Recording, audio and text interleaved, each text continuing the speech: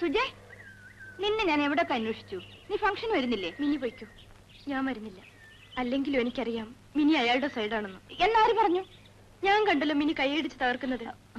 പെണ്ണുങ്ങളായാൽ കുറച്ചൊക്കെ അഭിമാനം വേണം. അന്ന് ഞാൻ കൈയടിച്ച അയാൾക്ക് വേണ്ടിയിട്ടൊന്നും അല്ല, നമ്മുടെ കോളേജിന് വേണ്ടിയിട്ടാണ്. പിന്നെ ഞാനിപ്പോ നിന്നെ ഫംഗ്ഷന് വിളിക്കുന്നത് എന്തിനാണെന്ന് അറിയാമോ? അന്ന് നീ പാടിയപ്പോ അയാൾ കൂവി നിന്നെ അവമാനിച്ചില്ലേ, അതിന് പകരം വിട്ടാൻ. എന്ന് വെച്ചാൽ ഞാനൊരു പരിപാടി ഇട്ടിട്ടുണ്ട്. ഞാനും നീയും പിന്നെ ഒരു 25 പേരോട് ഞാൻ പറഞ്ഞു വെച്ചിട്ടുണ്ട്. എല്ലാവരും കൂടി ഫംഗ്ഷന് പോകുന്നു. എന്നിട്ട് അങ്ങനെ മൂന്നാമതും ട്രോഫി നേടി നമ്മുടെ കോളേജ് ഹാട്രിക് സ്ഥാപിച്ചിരിക്കുക. ഈ അവസരത്തിൽ അതിന്റെ പ്രധാന ശില്പിയായ ശ്രീ ഗണേശനെ ഞാൻ ഈ സദസ്സിന് പരിചയപ്പെടുത്തുക. പ്രിയമുള്ള സുഹൃത്തുക്കളെ, എനിക്കും എന്റെ ടീം അംഗങ്ങൾക്കും നിങ്ങൾ നൽകുന്ന ഈ ആവേശകരമായ സ്വീകരണത്തിന് എങ്ങനെ നന്ദി പറയണം എന്നെനിക്കറിയില്ല. ഈ അംഗീകാരത്തിനുള്ള എല്ലാ കാരണവും നിങ്ങൾ നൽകിയ പ്രോത്സാഹനം മാത്രമാണ്. അതുകൊണ്ട് നിങ്ങളോട് 2 വാക്ക് സംസാരിക്കാൻ ഞാൻ ആഗ്രഹിക്കുകയാണ്.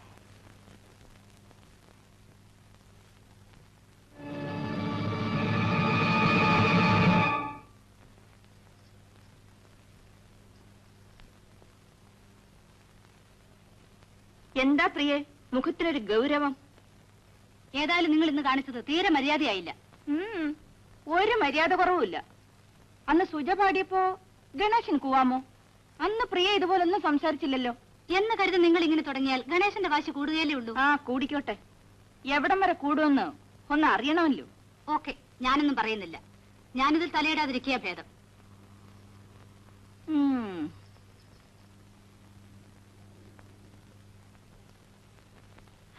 അയ്യോ, ഞാൻ എന്റെ സാരി പോലും മാറിയില്ല.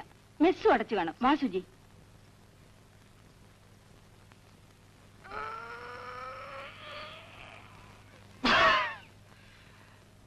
അയ്യോ, താൻ അവർക്ക് ചെറുതായിട്ടൊരു താക്കീത് കൊടുക്കേണ്ട അത്യാവശ്യമാണ്. ഇല്ലെങ്കിൽ പെമ്പിള്ളേരെല്ലാം കൂടി നാളെ നമ്മുടെ തോളത്ത് കയറും. അവരിനി മനഃപൂർവ്വം എഴുന്നേറ്റ് പോയതാണോ എന്ന് എങ്ങനെ അറിയാം? സംശയമുണ്ടോ? അല്ലെങ്കിൽ അത്രയും പേർക്കും കൂടി ഒരേ സമയത്ത് ഒരേ മുഹൂർത്തത്തിൽ ബാത്റൂമിൽ പോകാൻ തോന്നുമോ? അങ്ങനെയാണെങ്കിൽ ഒരു കൊട്ട് കൊടുത്തേക്കാം.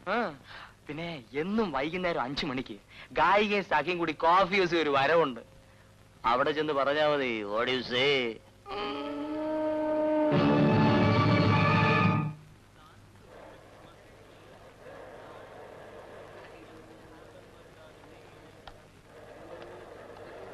എന്തൊക്കെയുണ്ട് പാക്കന വിശേഷങ്ങൾ?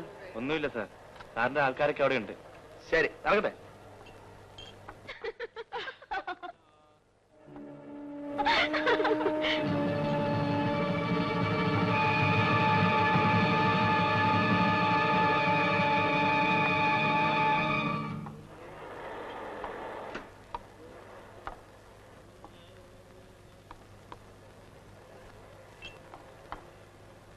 നിങ്ങളുടെ ഇന്നലത്തെ പ്രകടനം ഉഗ്രമായിരുന്നു. നിങ്ങളിൽ ആരുടെ തലയിലാണ് ഈ ഐഡിയ പൊട്ടിമുളച്ചത്? എന്റെ 1000 കൂവലിന്റെ ഇഫക്റ്റ് ആയിരുന്നു ആ ഒരൊറ്റ ബോയ്ക്കോട്ട്. പക്ഷേ എന്നോട് ഇതുവരെ ആരും ഇങ്ങനെ പെരുമാറിയിട്ടില്ല. 5 വർഷം ഇവിടെ പഠിച്ച് ഡോക്ടറായി നാട്ടുകാരെ സേവിക്കണമെന്ന നിർബന്ധമൊന്നും എനിക്കില്ല. വീട്ടിലിരുന്നാൽ എസ്റ്റേറ്റിൽ പോകാൻ അച്ഛൻ പറയും. അതുകൊണ്ടാണ് ഞാനിവിടെ വരുന്നത്. പിന്നെ ജനനം കൊണ്ടേ ഞാനൊരു വിവരദോഷിയാണ്. എന്നോട് കുറച്ചുകൂടെ സൂക്ഷിച്ച് പെരുമാറിയാൽ അത് നിങ്ങൾക്ക് കൊള്ളാം. നിങ്ങളെന്താ വല്ലാതെ വരണ്ടിരിക്കുന്നത്? ഞാൻ ഭീഷണിപ്പെടുത്തുകയൊന്നുമല്ല. നിങ്ങൾ പെണ്ണുങ്ങൾക്ക് വിവരം കുറച്ച് കുറയുമെന്ന് എനിക്കറിയാം. അതുകൊണ്ട് എല്ലാ കാര്യത്തിലും ഞാൻ ചെയ്യാറുള്ളത് പോലെ നിങ്ങൾക്കും ഒരു താക്കീത് തരികയാണ്. മേലാൽ ഇത്തരം പണികൾ ആവർത്തിക്കരുത്.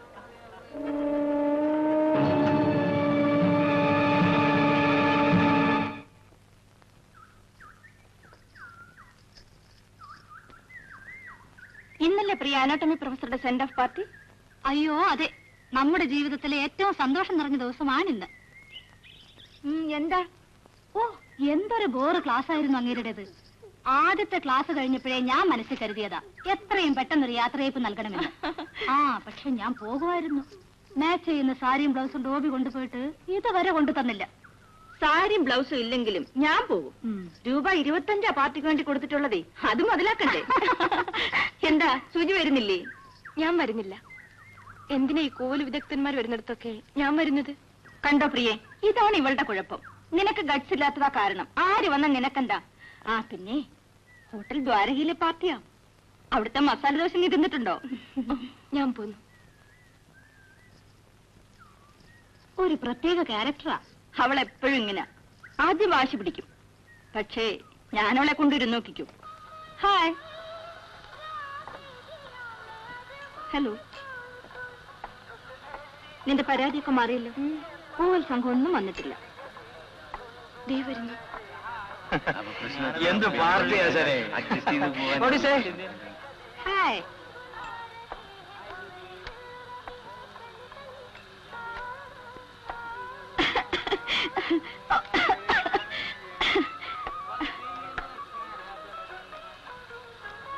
Dear students, I am very proud of you all. I have nothing to speak in particular. I thank you all for your kind cooperation and wish you best of luck. Thank you very much. ഗായിക വന്നിട്ടുണ്ടേ, ഒന്ന് പാടാൻ പറ. പറഞ്ഞ പാടൂ. പാടിക്കണം, അതല്ലേ നമ്മുടെ കഴിവ്. ഇല്ലെങ്കിൽ നമ്മുടെ പാട്ടുകൊണ്ട് അവരെ നന്നായിട്ട് നൂരാം. പോ. ഓക്കേ. സുഹൃത്തുക്കളെ, നമുക്ക് ഏറ്റവും വേദനയുള്ള ഒരു ദിവസമാണിന്ന്. നമ്മുടെ പ്രിയങ്കരനായ പ്രൊഫസർ നമ്മെ വിട്ട് എന്നേക്കുമായി യാത്ര പറയുകയാണ്. വേദന കൊണ്ട് എന്റെയും നിങ്ങൾ ഓരോരുത്തരുടെയും ഹൃദയം തുടിക്കുകയാണ്. ഈ അവസരത്തിൽ നമ്മുടെ മനസ്സിന് സുഖം പകരാനായി ഒരു ഗാനം ആലപിക്കാൻ നമ്മുടെ കോളേജിലെ മധുര ശബ്ദമായ മിസ് സുജാതയെ ഞാൻ ക്ഷണിക്കുകയാണ്.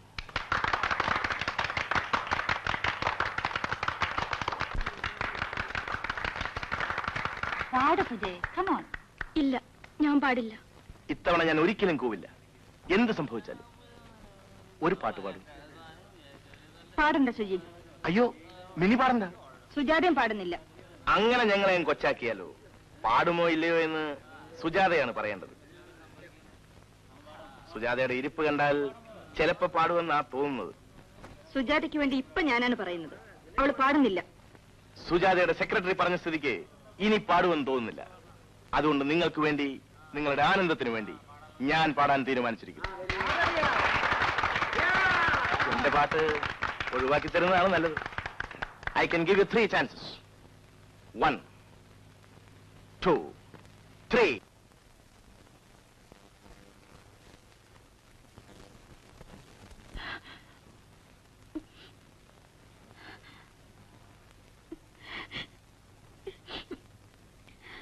മിനി എന്തിനാ വിഷമിക്കുന്നത്? ഞാൻ എന്ന് കരഞ്ഞപ്പോ മിനിയല്ലേ എന്നെ സമാധാനിപ്പിച്ചത്? എനിക്ക് ജീവനുണ്ടെങ്കിൽ ഞാൻ അയാളോട് പകരം വിട്ടു. നീ എനിക്ക് അയാളുടെ വീട്ടു അഡ്രസ് ഒന്ന് വാങ്ങിച്ചു തരാമോ? എന്തിനാ? അത് ഞാൻ കാണിച്ചു തരാം. നീ വാങ്ങിച്ചു തരാമോ? ഞാനെങ്ങനെ വാങ്ങാനാ? നീ പ്രിയോട് പറഞ്ഞാ മതി, അവള് തരും. ശരി. പ്രിയേ, ഞാനൊരു കാര്യം ചോദിച്ചാൽ ഇങ്ങോട്ടൊന്നും ചോദിക്കാൻ സാധിച്ചു തരാമോ? എന്താ കാര്യം? എനിക്ക് ഗണേഷിന്റെ വീട്ടഡ്രസ്സും തരാമോ? ആ, ഗണേഷിന്റെ അഡ്രസ്സോ? നിനക്കോ? എന്താ കാര്യം? ആ, എന്നോടൊന്നും ചോദിക്കരുതെന്നല്ലേ പറഞ്ഞത്? ശരി, ചോദിക്കുന്നില്ല. അഡ്രസ് ഞാൻ തരാം. പക്ഷെ ഞാൻ ഉദ്ദേശിക്കുന്ന വിധത്തിൽ വല്ലതും സംഭവിച്ചാൽ കമ്മീഷൻ എനിക്ക് തരണം. ഓ, സമയം ഒരുപാടായി. വരൂ. എന്താ എഴുതി തീർന്നില്ലേ? 1 മണിക്കൂറായല്ലോ തുടങ്ങിയിട്ട്. എഴുതിയാലും തീരില്ലേ? ബാക്കി എന്തും തീരും, പക്ഷേ ഇതങ്ങനെ തീരില്ല. കാരണം ഇത് നിന്റെ മകന് മാസാമാസം അയച്ചു കൊടുക്കുന്ന കാശിന്റെ കണക്കാ. ഏത് നേരവും അവനെ കുറ്റം പറയാനല്ലേ നിങ്ങൾക്ക് തോന്നാറുള്ളൂ? കുറ്റങ്ങളല്ലാതെ മറ്റെന്തെങ്കിലും കണ്ടുപിടിക്കാൻ കഴിയുമായിരുന്നെങ്കിൽ ഞാനത് ചെയ്യുമായിരുന്നു. ഈ മാസം അവൻ എത്ര രൂപ അയച്ചു കൊടുത്തിട്ടുണ്ടെന്ന് നിനക്കറിയാമോ? എനിക്കറിയണ്ട. നീയും അറിയണം.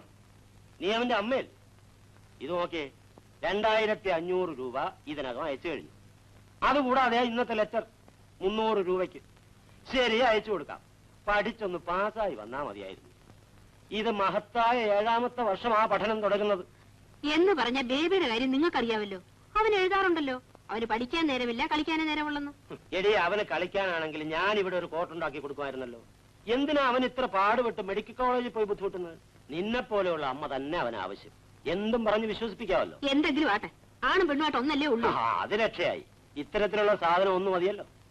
കിടന്നുറങ്ങാൻ നോക്കിയട്ടെ, ഏത് നേരം അവന് കുറ്റം പറഞ്ഞുകൊണ്ടിരിക്കുക. പാട്ട് കുറച്ച് ബോറായി പോയി ഗണേഷ്. ഡോക്ടർമാർക്ക് ഇങ്ങനെ ഒരു പക വേണോ? സംഭവം ഇത്ര ബോറായി പോകുന്ന ഞാനും കരുതിയില്ല. ഏതായാലും പ്രിൻസിപ്പൽ സസ്പെൻഷൻ ചെയ്ത് രക്ഷപ്പെട്ടു. ആ, ഗണേഷിനോട് ചോദിക്കാതെ ഗണേഷിന്റെ വീട്ട് അഡ്രസ് ഞാൻ ഒരാൾക്ക് കൊടുത്തു. ആർക്ക്? സുജാതയ്ക്ക്. ആ പാടുന്നു വെച്ചു. ആ കുട്ടിക്ക് എന്തിനാ എന്റെ അഡ്രസ്? ആവോ ആർക്കറിയാം. ഇന്നത്തെ ശത്രുക്കൾ നാളത്തെ മിത്രങ്ങളല്ലേ. ഗണേഷിന് അവൾക്ക് നന്നായി ഇഷ്ടപ്പെട്ടെന്നാ തോന്നുന്നത്.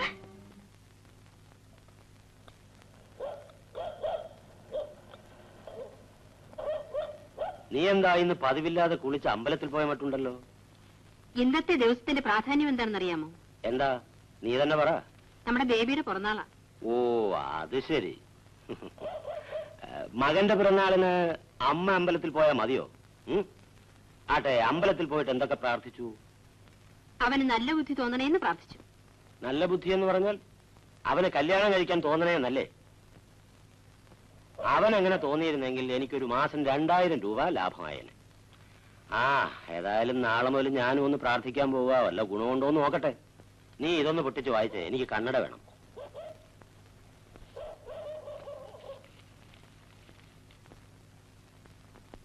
പ്രിയപ്പെട്ട ശ്രീ പി.കെ. നായർ സാറിന്, ഈ കത്തെഴുതുന്ന എന്നെ അങ്ങേക്കറിയുകയില്ല, പരിചയപ്പെടുത്താൻ ആഗ്രഹിക്കുന്നുമില്ല. എന്നാൽ അത്യന്തം വിഷമത്തോടെയാണ് ഞാൻ ഈ കത്തെഴുതുന്നത്.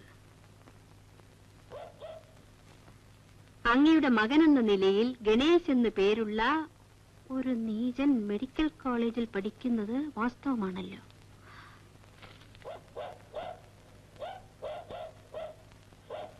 നീ എന്താ നിർത്തിക്കളഞ്ഞത്? എനിക്ക് വയ്യ വേണ്ടാത്തൊക്കെ വായിക്കാൻ. വേണ്ടാത്തതോ? നിന്റെ മോൻ ആരോ അറിഞ്ഞ് പിറന്നാൾ സമ്മാനം അയച്ചിരിക്കുന്നെന്നാ തോന്നുന്നത്. ആട്ടെ, ആരാ എഴുതിയിരിക്കുന്നതെന്ന് കത്തിന്റെ അവസാനം നോക്കി. അനുഭവസ്ഥ. ആർക്കറിയാം? അവനോട് അസൂയുള്ളവരാരും എഴുതി അയച്ചിരിക്കുന്നതാ.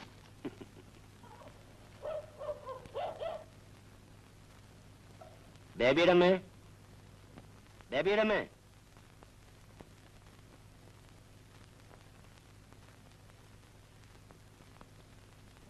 എന്താ കാര്യം? നീ ഗൗരവപ്പെടാതെ ഇരിക്കേ.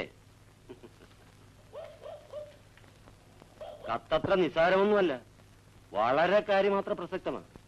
നമുക്ക് അവനെ വിളിച്ചൊന്ന് ചോദിച്ചാൽ എന്തെന്നാ എന്റെ അഭിപ്രായം. ദേ, ആരാണ്ട് ഏതാണ്ട് പറഞ്ഞെന്ന് പറഞ്ഞ് അവനെ വിളിച്ച് സംസാരിക്കാൻ സൂക്ഷിച്ചു വേണം കേട്ടോ. അവൻ വലിയ അഭിമാനിയാ, പറഞ്ഞേക്കാം. അല്ല, അവന്റെ അഭിമാനത്തിന്റെ കാര്യമൊക്കെ ഈ കത്തിലുണ്ട്. ഏതായാലും അവനെ വിളിക്കാൻ ഞാൻ ഡ്രൈവറെ അയക്കാൻ പോവാ. ഒരു കണക്കിന് കത്ത് ഇന്ന് വന്നത് നന്നായി. പിറന്നാളായിട്ട് നിനക്ക് മോനെ ഒന്ന് കാണാമല്ലോ. ആകെ തണുത്തു. ഞാൻ വേറെ കൊണ്ടുതരാം. അതെങ്ങനെ കൊണ്ടു തന്ന ഉടനെ കുടിച്ചെങ്കിലല്ലേ? എന്താ രാഘവ ഇത്ര അത്യാവശ്യമായിട്ട്? അച്ഛന് വലുതും അങ്ങനെ വിശേഷമൊന്നുമില്ല. അച്ഛൻ വിളിച്ചോണ്ടിരാൻ പറഞ്ഞു.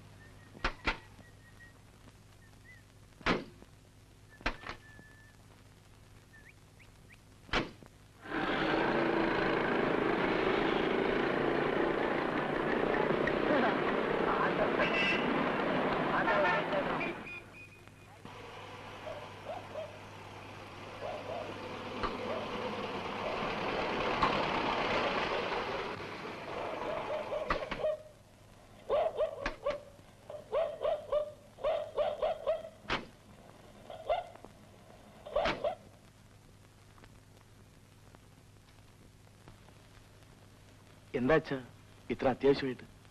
നിന്നെ ഒന്ന് കാണാമെന്ന് കരുതി. പോരെങ്കിൽ നിന്റെ അമ്മ പറഞ്ഞു ഇന്ന് നിന്റെ പിറന്നാളാണെന്ന്.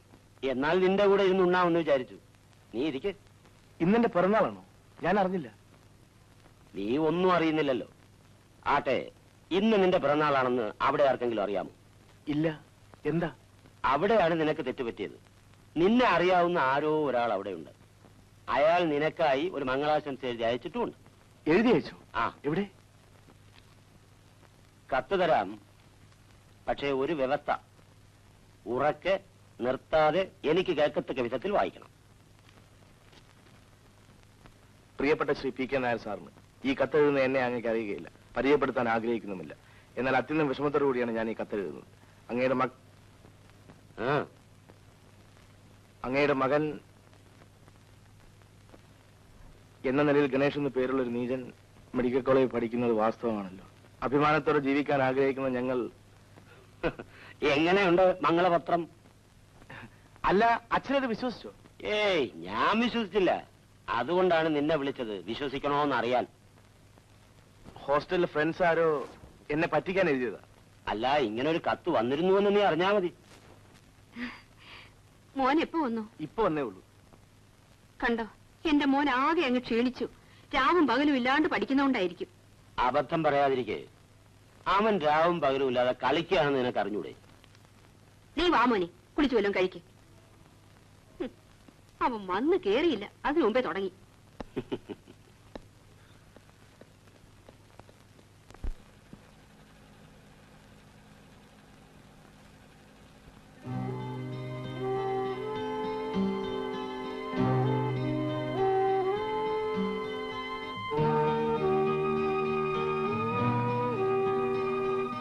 ഗണേഷിനോട് ചോദിക്കാതെ ഗണേഷിന്റെ വീട്ട് അഡ്രസ് ഞാൻ ഒരാൾക്ക് കൊടുത്തു. ആർക്ക്? സുജാതയ്ക്ക്.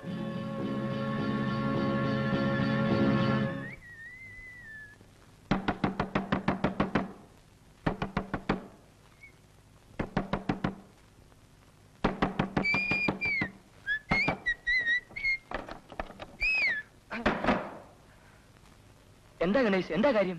സുജാത ക്ലാസ്സിലുണ്ടായിരുന്നു. ഞാനിങ്ങോട്ട് പോരുമ്പോ ലൈബ്രറിയിൽ ഉണ്ടായിരുന്നല്ലോ. വാട്സ് പ്രോബ്ലം? ഒന്നുമില്ല.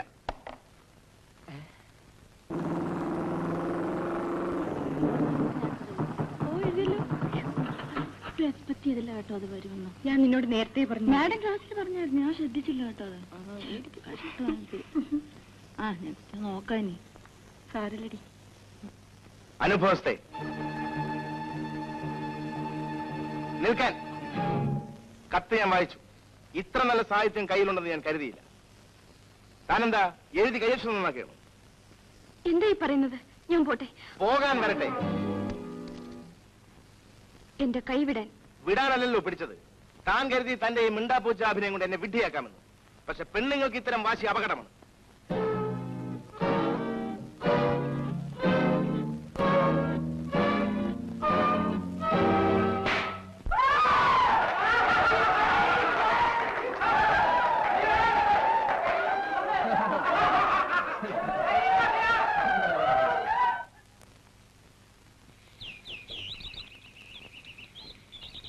സുജാതെ, നീ ഇവിടെ ഇരിക്കുകയാണോ?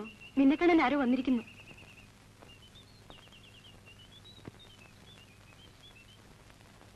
എന്നെ ഡിസ്മിസ് ചെയ്തു.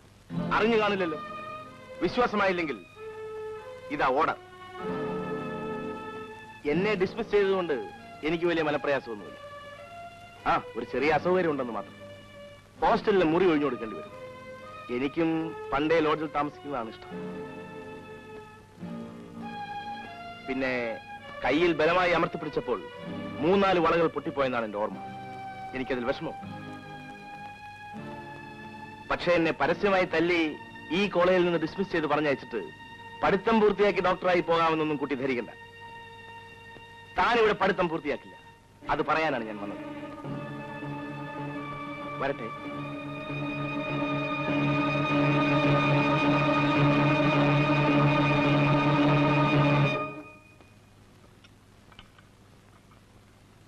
ഇതിത്തിരി കൂടുതലായി പോയി സുജി. നീ അയാളെ അടിക്കണ്ടായിരുന്നു. എത്രയായാലും ഗണേഷൊരാണല്ലേ. ഞാൻ മനഃപൂർവ്വം അടിച്ചതല്ല. അയാളെന്റെ കൈക്ക് കയറി പിടിച്ചപ്പോ ഞാൻ അറിയാതെ കൈ ആഞ്ഞ് മുഖത്തിന് നേരെ വീശി. അതിനാ അടിയെന്ന് പറയുന്നതേ. ഇനി അയാൾ എന്ത് കാണിക്കുമെന്നാ എന്റെ പേടി. കാര്യങ്ങൾ ഇങ്ങനെ കലാശിക്കുമെന്ന് ഞാൻ വിചാരിച്ചില്ല. എന്ന് പറഞ്ഞാൽ ആര് വിചാരിക്കും? പട്ടാപ്പകലെടുത്തിന്റെ കവിളത്ത് ഒരു പെണ്ണടിക്കാന്ന് പറഞ്ഞാൽ ലോകത്തിൽ പറഞ്ഞു കേട്ടിട്ടുള്ളതാണോ? അടിച്ചതോ പോട്ടെ. അടിക്കാൻ വേറെ ഏതെല്ലാം ഭാഗങ്ങളുണ്ട്. ഈ കരണം എന്നൊക്കെ പറഞ്ഞ നിസ്സാരപ്പെട്ട സ്ഥലമാണോ? നമ്മുടെ കരണമാണേ പോട്ടെ, ഒരു വിലയില്ല കരണം. ഗണേഷിന്റെ കരണത്തൊക്കെ അടിക്കുക എന്ന് പറഞ്ഞാൽ സംഭവിച്ചത് സംഭവിച്ചു എന്ന് കരുതി ഞാൻ മണ്ടനാണെന്ന് കരുതണ്ട. ഇന്നേക്ക് 3 മാസത്തിനകം സുജാതയുടെ മെഡിക്കൽ പഠനം തീർന്നിരിക്കും. എന്ന് വെച്ചാൽ അവളുടെ പഠിത്തം മതിയാക്കാനായി എന്തും ഞാൻ ചെയ്യും. എന്തും. കഴിഞ്ഞതൊക്കെ മറക്കൂ ഗണേഷ്. തെറ്റ് 2 ഭാഗത്തുമുണ്ട്. നമ്മൾ എന്തിനാ വെറുതെ അനാവശ്യമായ വൈരാഗ്യം വെച്ച് പെരുമാറുന്നത്? തന്റെ ഈ സംഗീത പ്രേമമൊക്കെ എനിക്കറിയാം. പക്ഷെ 3 മാസത്തിനുള്ളിൽ സുജാത വിദ്യാഭ്യാസം മതിയാക്കി പോയില്ലെങ്കിൽ ദേ എന്റെ ഈ മീശ ഉണ്ടല്ലോ അത് വഴിച്ച് ഞാൻ തന്റെ മുമ്പിലൂടെ നടക്കും. Hello, what do you say?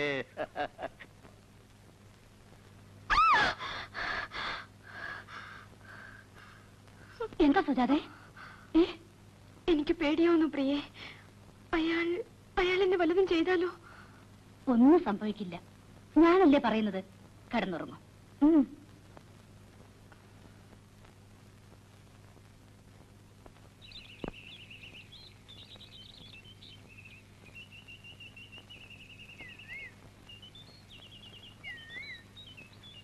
Mini, സുജാതയെ കാണുന്നില്ല. ഇതാ അവളുടെ എഴുത്ത്. പ്രിയയ്ക്ക് ഞാൻ പഠിത്തം മതിയാക്കി വീട്ടിലേക്ക് പോകുന്നു. ദയവായി എന്നെ അന്വേഷിച്ചു വരരുതെന്ന് മിനിയോട് പറയണം. എനിക്കാരെയും ഭയന്ന് ജീവിക്കാൻ വയ്യ. ഗണേഷിനെ കാണുമ്പോൾ എനിക്ക് വേണ്ടി മാപ്പ് പറയാൻ മറക്കരുതെന്ന് മിനിയെ ഓർമ്മിപ്പിക്കണം. ഞാനിവിടെ ചിലവഴിച്ച നല്ല ദിവസങ്ങളിലൂടെ എന്നും നിങ്ങളെ ഓർക്കും. എന്ന് സുജാത.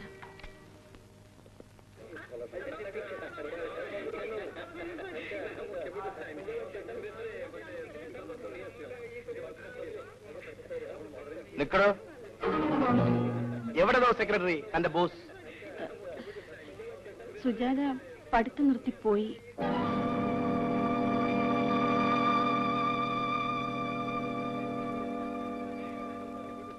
അവൾക്ക് വേണ്ടി മാപ്പ് ചോദിക്കാൻ എന്നോട് പറഞ്ഞിട്ടുമുണ്ട്. താൻ എഴുതിയാ മതി. മാപ്പ് ഞാൻ കൈപ്പറ്റിയിട്ടില്ലാന്ന്.